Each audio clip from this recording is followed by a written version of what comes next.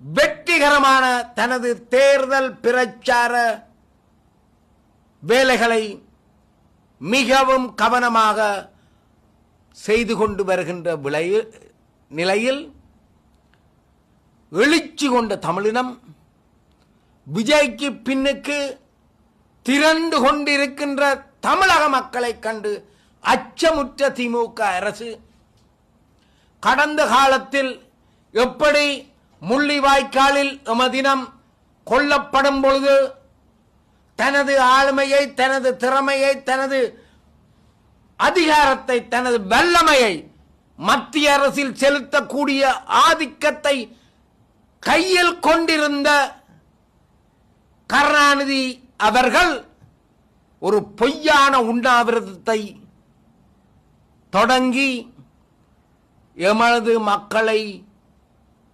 பலி கொடுத்து விட்டார் என்ற கவலை இன்றைக்கும் தமிழினத்துக்கு, ஈழதேச மக்களுக்கு இருக்கின்றது.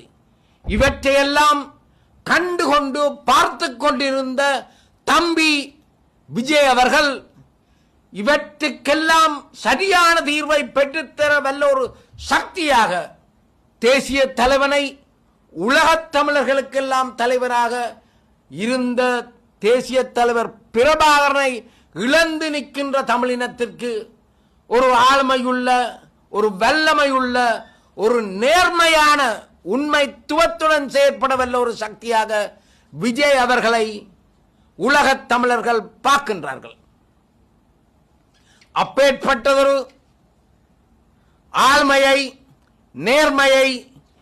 வருங்காலத்தில் கேவலமான அரசியல் சக்திகளை புறந்தள்ளி நேர்மையான ஒரு நண்பனை இந்த தமிழினம் 2026ஆம் ஆண்டு தமிழக முதலமைச்சராக இருத்தி வைக்கும் என்ற அசையாத நம்பிக்கையை